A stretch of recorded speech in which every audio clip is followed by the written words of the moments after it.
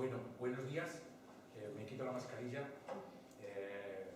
Intentaré no contaminar demasiado. Bueno, la verdad es que es un gozo. Al principio, cuando comenzábamos el culto, decíamos, bueno, vamos a estar en familia, pero Dios va trayendo a las personas y no solo estamos aquí, sino que también hay gente pues, a través de YouTube. Así que bienvenidos para celebrar algo muy hermoso. Y es, como leíamos en la lectura bíblica que ha hecho Damaris, para celebrar que Jesucristo es el Señor. Que un día toda rodilla se doblará y toda lengua confesará que Él es el Señor. Y nosotros ahora somos los que tenemos que hacerlo. Tenemos que confesar su nombre y doblar nuestras rodillas ante Él. ¿Y por qué Él es el Señor?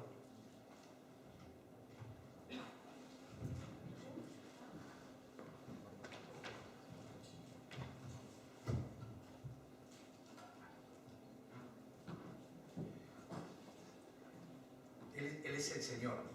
Él es el Señor y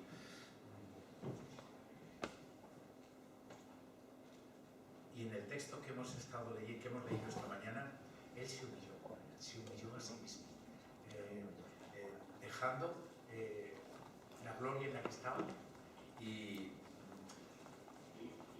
vaciándose de su estatus, de su situación y acercándose a nosotros. Se hizo hombre como nosotros y no solo se hizo hombre, sino que se hizo siervo, se puso a disposición de todas las personas que vivían en su tiempo y no solo eso, sino que se humilló a sí mismo hasta llegar a una cruz.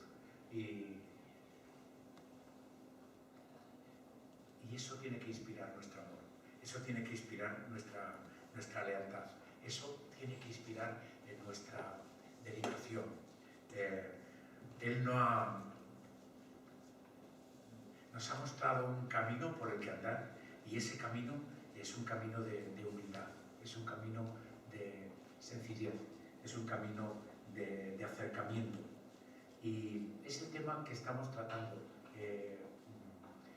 acerca de la comunidad. Estamos reflexionando sobre el tema de los unos a los otros. Y el tema del que queremos hablar hoy es el escucharnos los unos a los otros. Y dicen que en la iglesia es el lugar donde las personas se muestran menos como son. Y muchas veces es el lugar de encuentro que tenemos los domingos, pues es un lugar donde no queremos mostrar de nosotros ciertas áreas que pudieran hacer pensar que estamos en conflicto o en dificultad o luchando contra problemas, ¿no? Y no es así como el Señor ha pensado en la comunidad, en la iglesia. Lo que realmente ayuda a las personas es el que podamos estar cerca, el encuentro. Alguien decía, a mí es un autor que me gusta mucho, es que hay tres dimensiones en el hombre. Este es un médico y tiene un libro que se llama Medicina de la Persona y él encabezó un movimiento de una que ha tenido mucha fuerza en Europa, ¿no? Y él empezó su carrera dedicándose a la medicina y atendiendo las enfermedades. Pero llegó un momento en que él se dio cuenta que había partes del ser humano que podían condicionar el enfermar, pero que no se expresaban en la consulta, por la velocidad y por las situaciones. Las consultas son de muy poco tiempo Y él, en un momento determinado, escribió un libro que se llama Medicina de la Persona y escribió a todos sus pacientes y le dijo que a partir de entonces él iba a contemplar otras realidades dentro del ser humano, ¿no? Y es la realidad espiritual. Él también recibió formación acerca de lo que es nuestra mente, pero él dice que la situación o la dimensión espiritual es una dimensión en la que nosotros pensamos, la dimensión espiritual, ¿qué es? Bueno, pues es hablar a Dios, hablarle a Dios. No, la dimensión espiritual es la relación entre los individuos, entre las personas. Estamos desarrollando la dimensión espiritual en la medida que nos mostramos como somos, que no escondemos nuestra realidad, nuestros problemas, nuestros sufrimientos, nuestras dificultades, ¿no? El hecho espiritual es la relación entre las personas. Lo que de espiritual hay en el hombre es su necesidad de relacionarse con el prójimo, con la naturaleza, con la sociedad, con Dios. La vida espiritual es lo que hace que la persona sea persona. Y cuando discutimos de gran variedad de temas y hablamos pues de lo que pensamos, expresamos la duda que tenemos sobre si nos vacunamos o no, discutimos acerca de las elecciones, a quién votamos o no, hablamos acerca de los planes económicos y los impuestos. Esto no nos compromete desde un punto de vista personal. El compromiso personal solo se tiene cuando hablamos de nuestras vidas personales los unos con los otros. Y en la iglesia es un lugar de encuentro. Es un lugar de encuentro de nosotros, no solo para informar o contar a las personas lo que pensamos o las noticias que hay en la calle. No, si queremos llegar a una relación personal, tiene que haber un cambio en nuestro interior. Y pues, como decíamos, discutir es solamente un ejercicio espiritual, un ejercicio intelectual. Y el intelecto no es más que una parte del mundo, de las cosas. Lo personal es tratar acerca de nuestra propia vida, de lo que sentimos, nuestros anhelos, nuestros sueños, ¿no? La dimensión espiritual, entonces, sucede en este momento de encuentro, ¿no? Nuestras vidas, que están llenas de problemas, no podemos escondernos. Y cuando escuchamos lo que ayuda, no es que rápidamente estamos escuchando y bueno, pues vamos a dar un consejo, ¿no? Y pensamos que la comunicación es resolver los problemas a la otra persona o tal vez ayudarle a descubrir las cosas que vemos ocultas entre los problemas que ella nos cuenta, ¿no? Cuando escuchamos, lo que ayuda, lo que realmente ayuda es escuchar, es el encuentro, es la franqueza, expresar, sentir y expresar el sufrimiento de la otra persona, sus dificultades, sus frustraciones, lo que le causa rechazo, de qué están huyendo, ¿no? Y la realidad es que tenemos miedo a encontrarnos. Yo sé que unas personas tienen el don de escuchar. A mí, yo siempre digo que mi don es ser don oreja, ¿no? Y la verdad es que en el cuerpo hay muchas partes, y creo que es muy hermoso que estamos en comunidad y que nos complementamos unos a otros.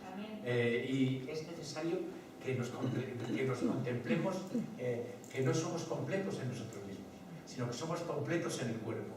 Y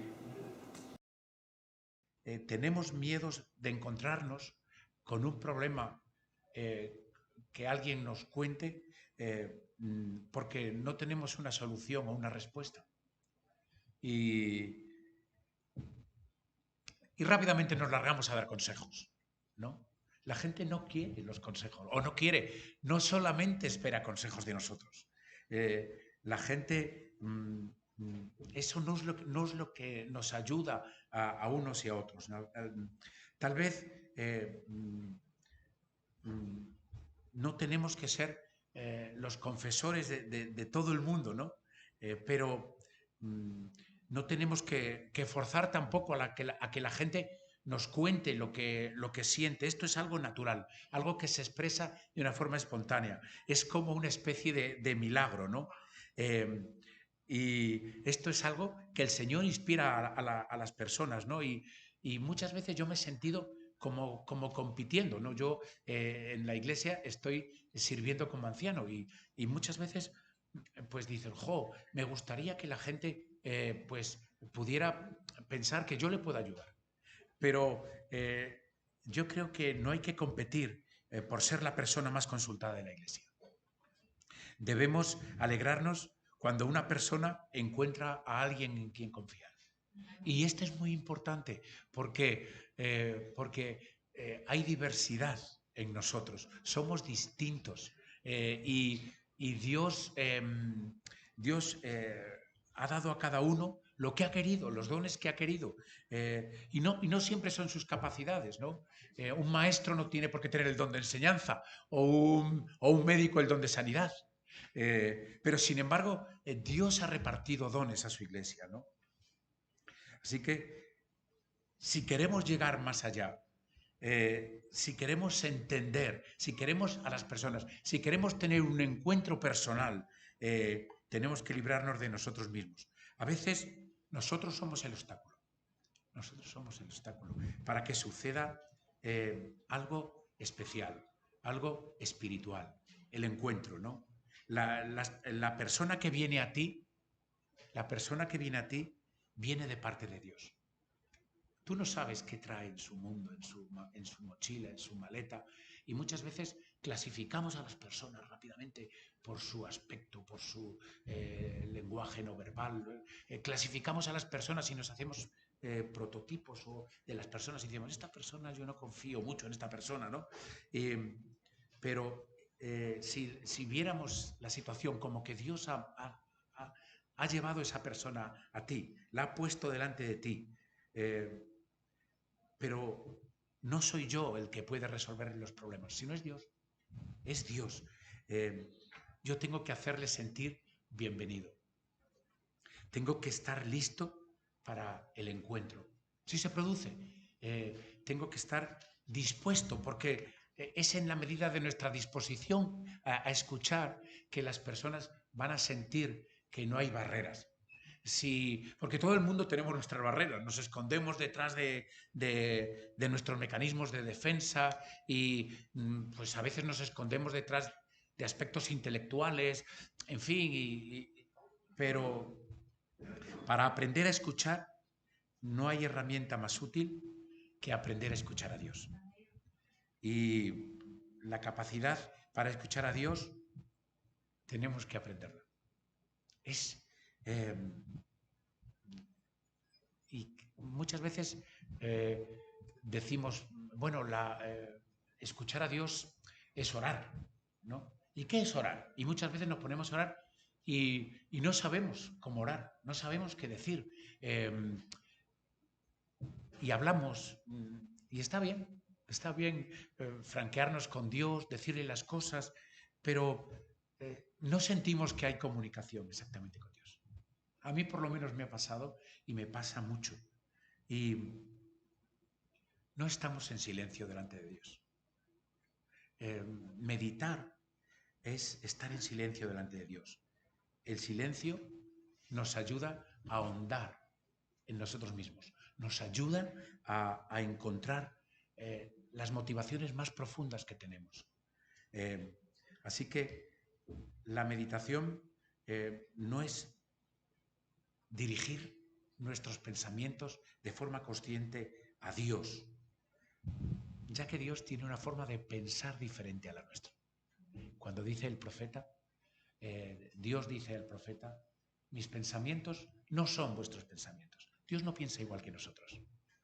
Dios no se comunica igual que nosotros, ¿no? Lo que sucede en la meditación es que tenemos que saltar de nuestros pensamientos a los pensamientos de Dios. ¿Y qué es eso? ¿Cómo se hace eso? ¿Cómo puede tener lugar ese encuentro con Dios? Bueno, pues hay cosas que impiden escuchar a Dios, que nos impiden escuchar a Dios, que trastornan la comunicación, ¿no? Bueno, la verdad es que algunos realmente no quieren escuchar a Dios. Algunos de nosotros muchas veces podemos ser que tenemos miedo de que Dios nos vaya a pedir algo demasiado costoso. Entonces no nos exponemos realmente a Dios.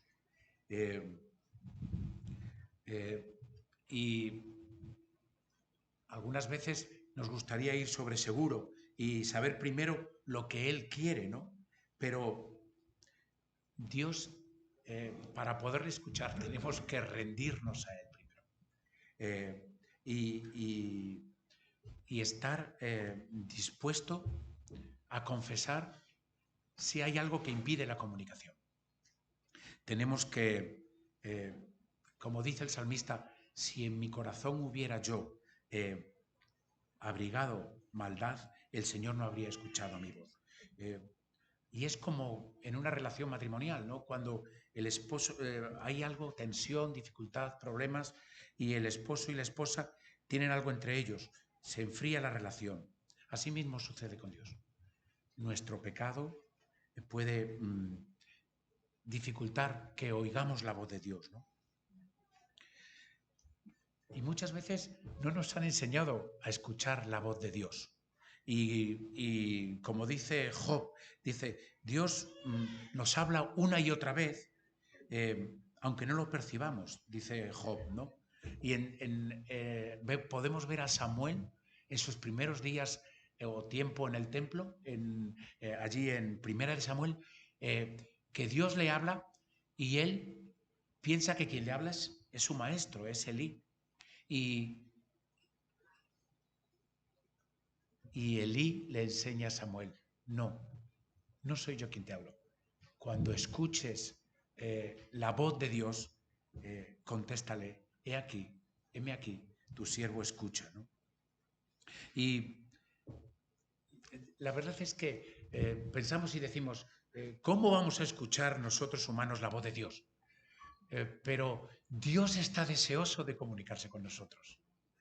Dios está deseoso de transmitirnos sus pensamientos a nosotros, ¿no? Yo he de confesar que mucho tiempo en mi vida ha trastornado la comunicación con Dios por la incredulidad. Y la incredulidad es un hándicap hasta para Dios, ¿no? Jesús no pudo hacer muchos milagros en Nazaret porque realmente la gente estaba estaba llena de desconfianza. No pensaban que aquel hombre, aquel que pretendía ser un rabino que no se había formado en ninguna escuela, en especial rabínica, pudiera ser alguien significativo, y mucho menos el Mesías, ¿no? Y algunos creen que Dios no habla en este tiempo. Y obviamente, si crees eso, no te dispones a escuchar a Dios. No te dispones a escuchar a Dios, ¿no? Y algunas veces en la iglesia, o en algunas iglesias pensamos como pensamos cuando miramos a la iglesia de Corinto, ¿no? Que se expresaban tantos dones espirituales en aquella comunidad que parece que había mucho desorden, ¿no? Si todos escuchan la voz de Dios, pues esto se va a convertir en un auténtico guirigay. Pues Dios me ha dicho, Dios me ha dicho, Dios me ha dicho. Yo he estado en iglesias donde ha sucedido esto, ¿no? Y realmente la cosa no es así. Dios no nos habla para que nos enfrentemos unos a otros. Nosotros tenemos que aprender a oír la voz de Dios, pero Dios fundamentalmente te habla a ti, sobre tu vida. Quizás es más difícil entender la voluntad de Dios para otras personas. Y muchas veces lo que queremos es decirle a otras personas, guiarlas en su vida. Y lo que tenemos que enseñar a las personas es a escuchar la voz de Dios. Tenemos que encontrar esa sintonía con la relación con Dios, y animar a otras personas a que así lo hagan, desde los primeros momentos del discipulado. Tenemos que enseñar a las personas, ¿no? Así que si todos oyen la voz de Dios, sucederá lo que había en el espíritu de Moisés, cuando alguien dijo, fue celoso a él diciendo, oye, que hay personas que están profetizando en el campamento y no están aquí con nosotros. ¿No te parece que esto puede traer un conflicto de autoridad? Y Moisés le dijo, bueno, ¿quién nos diera que todas las personas del pueblo de Israel pudieran escuchar la voz de Dios? Escuchar la voz de Dios. ¿Quién nos diera que eso suceda? No solo el liderazgo, sino toda la congregación de Israel, ¿no? Y no va a traer caos en la iglesia. Lo que va a traer es encuentro, va a traer capacidad de oír. Entonces, pero tal vez, algunas veces podemos acercarnos a Dios solo para resolver nuestros problemas. Y solo vamos a Dios no para oírle, sino para expresarle cuáles son nuestros problemas. Y el Señor confía en los que le temen y les hace conocer su pacto. El Señor está esperando personas que no estén demasiado ocupadas, personas que no quieran pasar tiempo escuchándole, que no estén hablando constantemente, sino dispuestos a escuchar. Estad quietos. ¿Cuántas veces se nos dice en la Escritura, estad quietos y conoced que yo soy Dios, ¿no? Cada persona puede escuchar y meditar a Dios de una manera, ¿no? Yo supongo que Dios se comunica de diferentes formas. A mí me gusta escribir. Y yo le hago preguntas a Dios. Y a renglón seguido escribo lo que siento en mi corazón. Lo que Dios me habla. Alguien diría, bueno, eso es demasiado subjetivo. ¿Qué pretendes tú? ¿Tener los pensamientos de Dios? ¿O conectar directamente con los pensamientos de Dios? Pero Dios se comunica. Dios nos habla. A veces cojo un texto bíblico y en el texto bíblico profundizo en lo que Dios está diciendo a esa persona. Intento actualizar ese mensaje para mi vida y encontrar esa línea de conexión, ¿no? Y Dios no quiere que tengamos temor del hombre, ¿no? De poder decir, bueno, tengo esta relación con Dios, Dios se comunica conmigo, Dios me habla. Y a veces nos parece que esto es demasiado engorroso, hablar de esta manera. Mis ovejas oyen mi voz. Mis ovejas oyen mi voz, dice Jesús. Yo no sé si a veces tenemos más capacidad para oír la voz del enemigo que la voz de Dios. Y rápidamente damos cuartel a pensamientos que sabemos que no vienen de Dios de forma clara y nos dejamos llevar a pensamientos que nos desaniman, que están relacionados con las heridas que tenemos en nuestro interior, o nos dejamos llevar por la culpabilidad. Esa no es la voz de Dios. Esa suele ser la voz del enemigo. Y a veces es curioso cómo tenemos tanta facilidad para escuchar la voz del enemigo y no considerar de dónde viene esa voz. Dios quiere que le planteemos nuestras preguntas. Dios quiere que le hablemos de nuestras dudas, de nuestras luchas, ¿no? Y Jesús prometió que podríamos conocer su voz. Las Escrituras prometen que si buscamos al Señor, lo vamos a encontrar. Dice Deuteronomio, si buscas al Señor, lo hallarás, siempre que le busques de todo corazón. Santiago dice, pide sabiduría a Dios.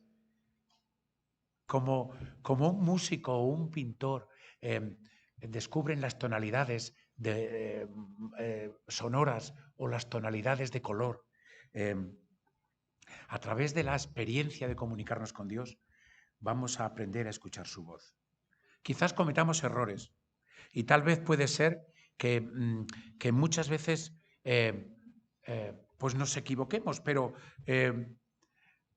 yo me he sorprendido, he de decir de corazón, que me he sorprendido leyendo lo que he escrito. A veces, ¿no? Yo escudriño la palabra, yo leo la palabra, yo medito en la palabra y la palabra siempre tiene que ser el fiel con el que se mide lo que tú escuchas acerca de la voz de Dios. Es decir, la palabra siempre es nuestra lámpara que nos corrige las desviaciones, y en ese sentido la palabra es nuestra herramienta, pero la palabra está viva. La palabra Dios habla, ¿no? Así que a veces pensamos que Dios tiene que hablarnos a gritos, como le pasaba a Elías, ¿no? Cuando estaba en la cueva. Pero Dios no estaba ni en el viento recio, ni en el terremoto, ni en el fuego. Dios estaba en un suave murmullo. Dios raramente levanta su voz. Así que para escuchar a otros tenemos que escuchar a Dios. Tenemos que comunicarnos con Dios. Y yo creo que hay un método que puede ser una regla mnemotécnica muy sencilla, ¿no? Que consta de 4 actitudes, ¿no? La primera actitud, ante un problema, ante una dificultad, ante una tensión, ante una contrariedad, párate, detente. Párate, detente.